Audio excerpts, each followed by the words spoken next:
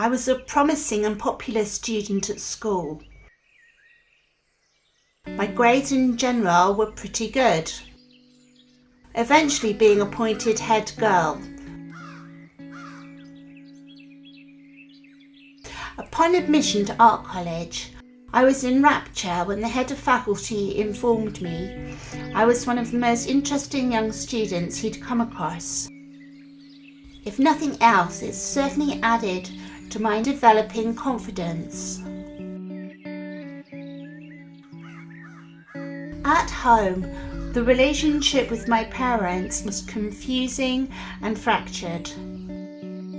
I was angry with my mother's submission to my father and began to resent my father's dominating nature.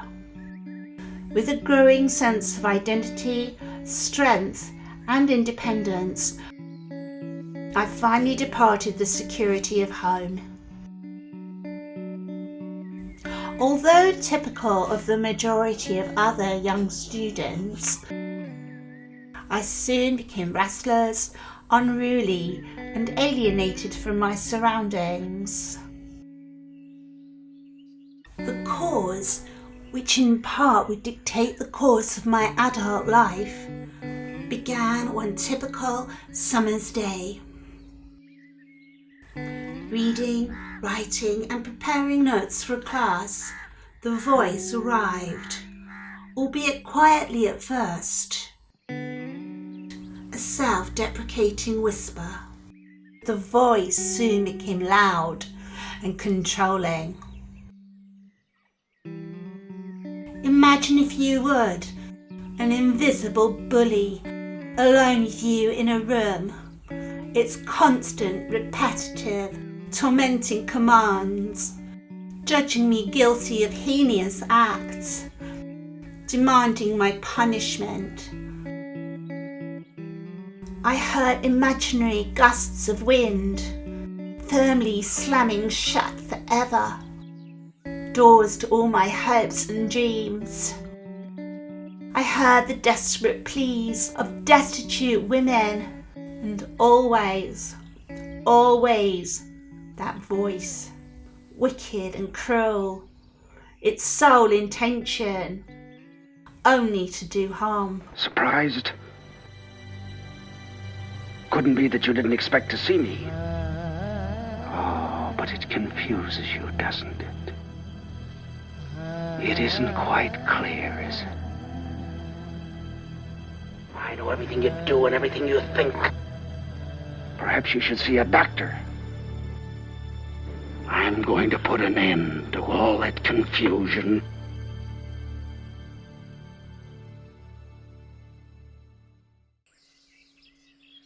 On one occasion, panic-stricken, I ran to the bathroom.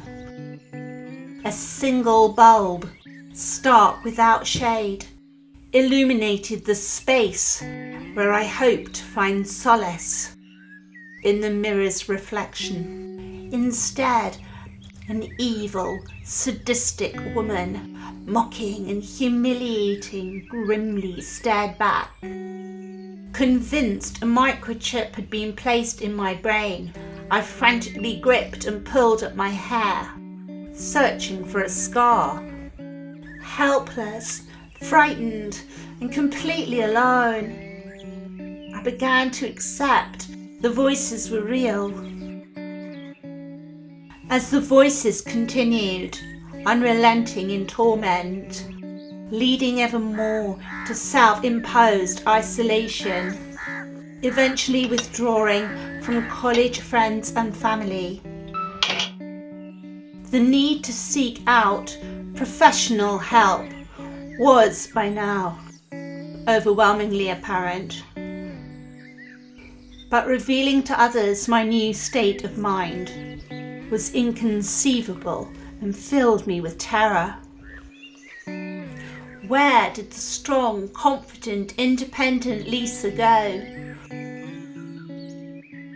The world that I knew had fallen apart.